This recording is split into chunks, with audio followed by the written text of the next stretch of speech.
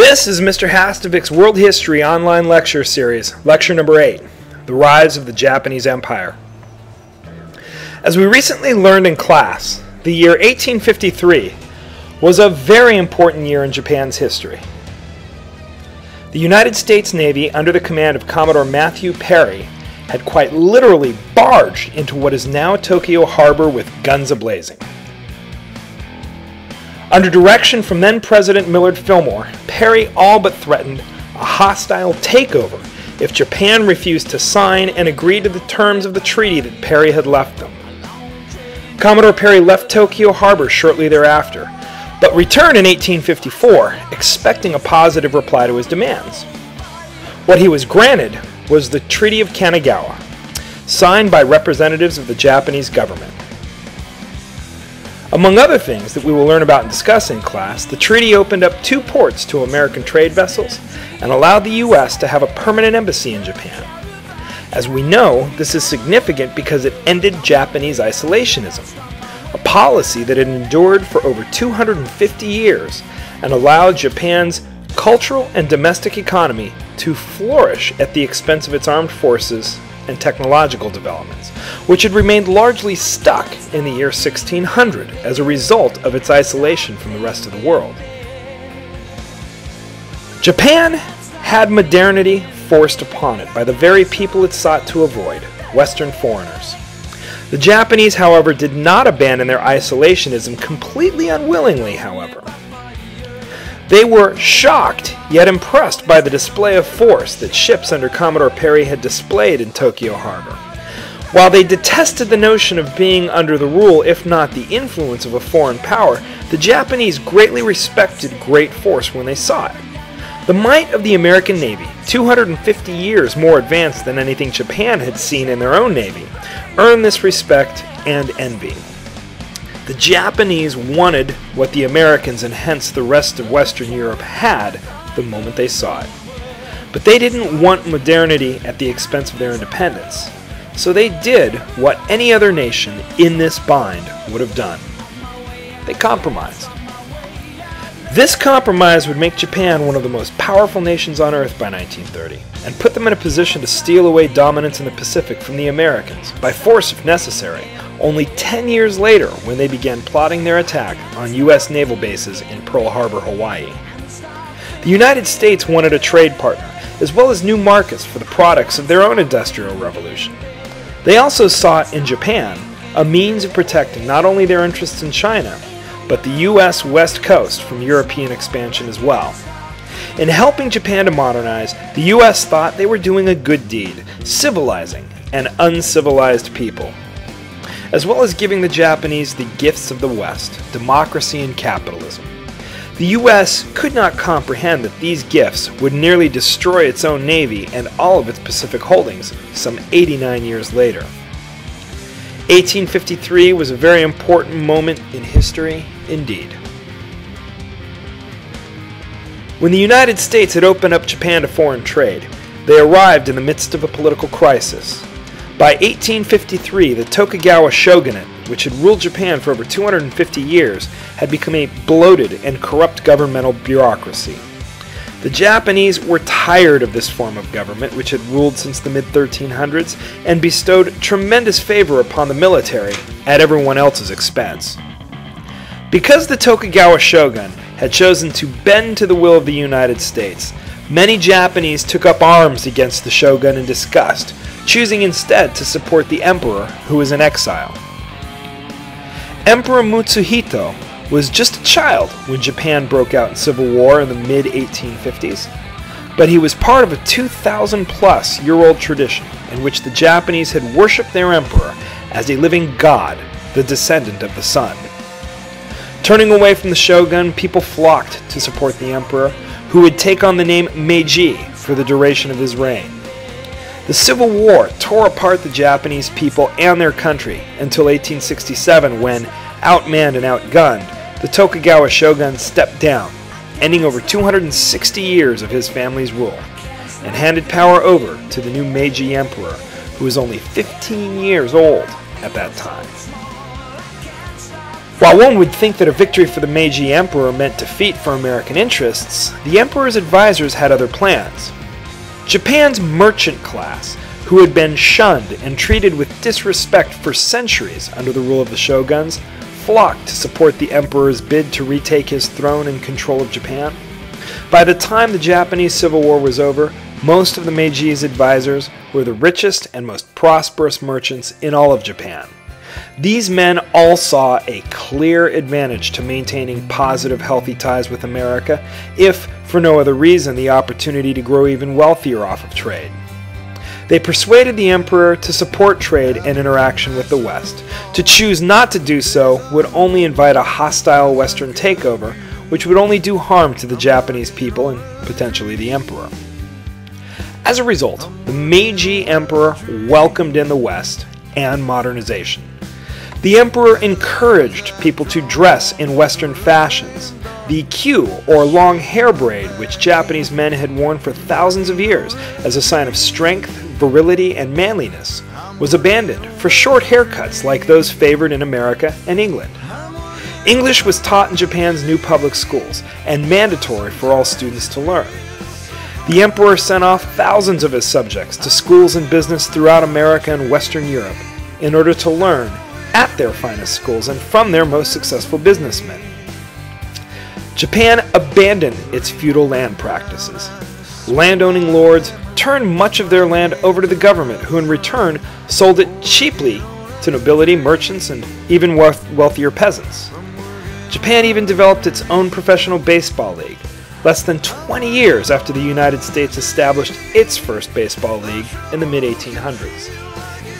Japan westernized its government under the Meiji Emperor, sampling from all of what the Western world had to offer a nation looking to reform and modernize its government. Japan ultimately settled upon Germany as its model. The Japanese admired the strong central government Germany developed and felt it was very compatible with their own culture. Even though they modeled their legislature, called the Diet, upon the United States Congress, in reality only a very few men exercised most of the political power in Japan, and they did so through their influence over the Emperor. Japan's choice to adapt Germany's governmental model would also be very prophetic, as it would be with Germany and the fascist nation of Italy that Japan would ally itself with prior to the start of World War II. The Japanese, a people whom for centuries had been renowned for their skill and dedication to the arts of war, also admired Western Europe and the United States Armed Forces. They deeply respected the strength of the British Navy, as well as the might of the German Army.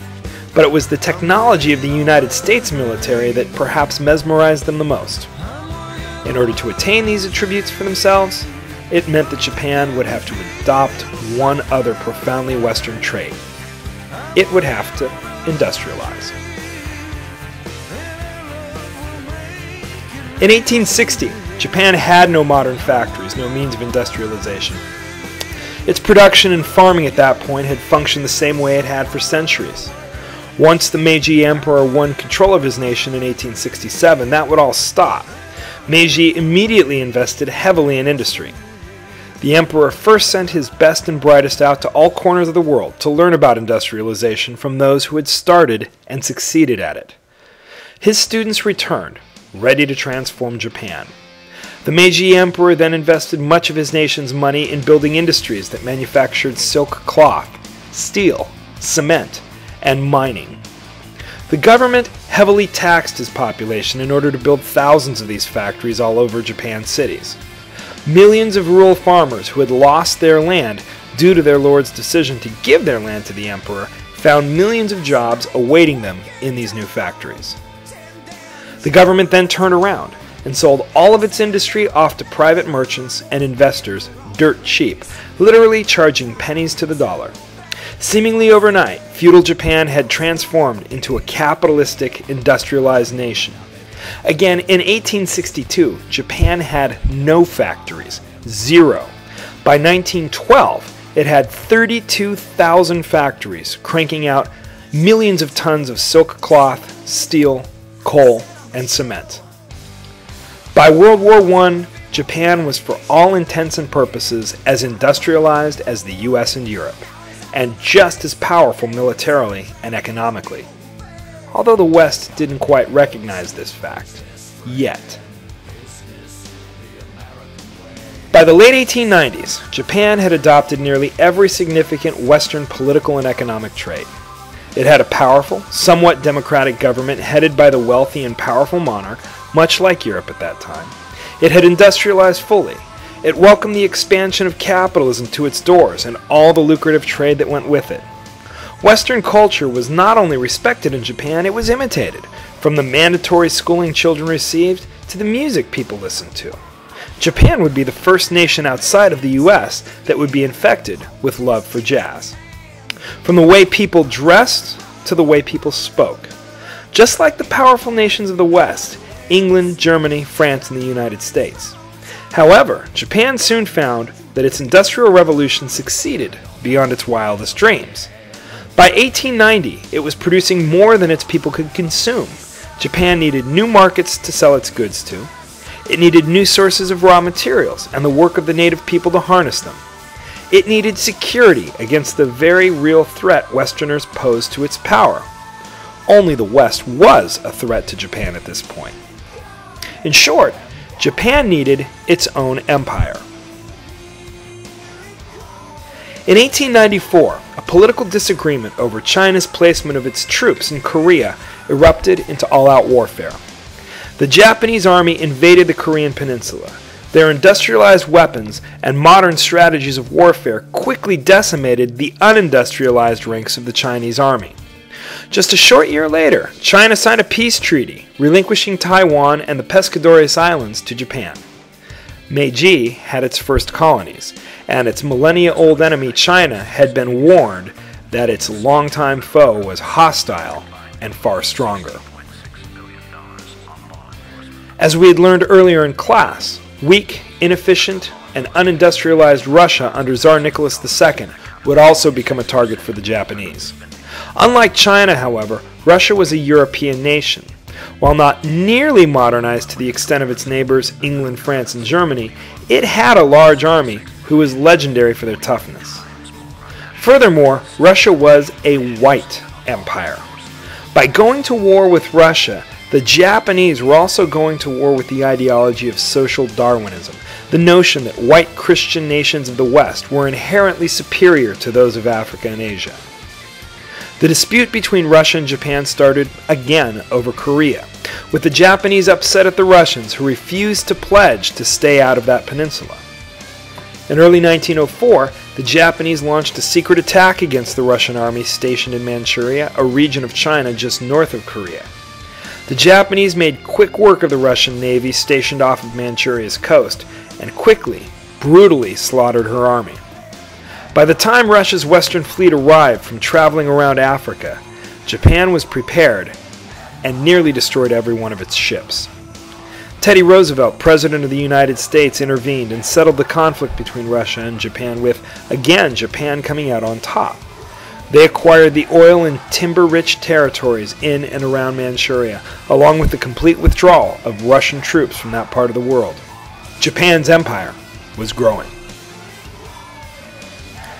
By 1905, both China and Russia were effectively removed from ever being a threat to Korea. Japan nobly appointed itself Korea's protector.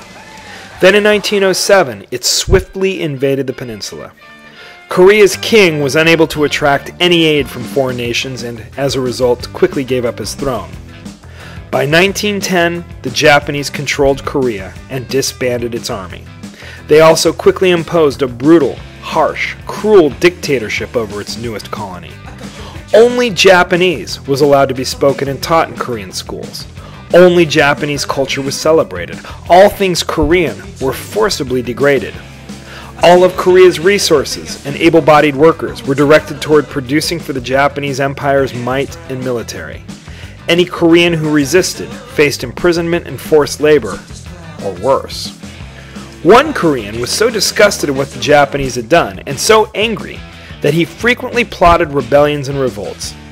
Ultimately exiled to China by the 1930s, Kim Il-sung became a member of the Chinese Communist Party, and would return to Korea after World War II with the intent of kicking out all foreigners from his war-torn nation, as well as ushering the peninsula into communism itself.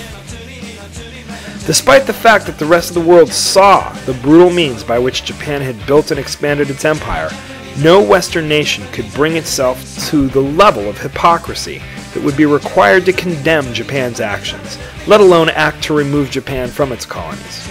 For Westerners were doing much of the same thing to Africa, Asia, and Latin America. By 1930, Japan had expanded its control of the Pacific to include all of Germany's former colonies in and around China, the Caroline Islands, the Marshall Islands, and the Volcano Islands. By 1930, Japan occupied every island and territory in the Pacific and in Pacific Asia that the US and Europe did not. Our empires literally rubbed up against each other's borders. The larger Japan's borders grew, the more resources it needed to consume in order for its military, its staggering navy and army, to protect them. Oil in particular was most precious, and Japan had set its sights on parts of China that it did not control, parts which had many oil fields. But until it was ready to invade and conquer all of China, which would mean kicking the US, England, France, and Belgium out of their colonies in the process, it would have to settle for trading with the US for oil. The Japanese hated this because it was a sign of weakness in their empire to be so dependent upon a foreign power, especially one whose empire bordered so close to their own. But they simply gritted their teeth and bided their time. Because a strong military was needed in order to maintain as large and powerful as an empire the size of Japan had become, the military had become highly influential in the Japanese government. The merchants, who were favored and the military shunned under the rule of the Meiji Emperor, saw their value in stock rise once Japan began its conquest in the 1890s. When Meiji died in 1912, Emperor Taisho and his poor health followed into office. Because of his poor health, Taisho left many of his governmental decisions to his advisors, most of whom were in Japan's military. By the time Taisho died in 1926, and when Emperor Hirohito took to the throne, Japan's military leaders were once again firmly in control of Japan's destiny. And its destiny had been chosen by the nationalistic and militaristic slogan that had been taught to children in every school across Japan's islands. When asked their purpose in the grand scheme of Japan's future, school children promptly responded, to enrich the country, to strengthen the army. The Japanese Empire had blossomed, but what this would mean for its former Western mentors had yet to be fully realized.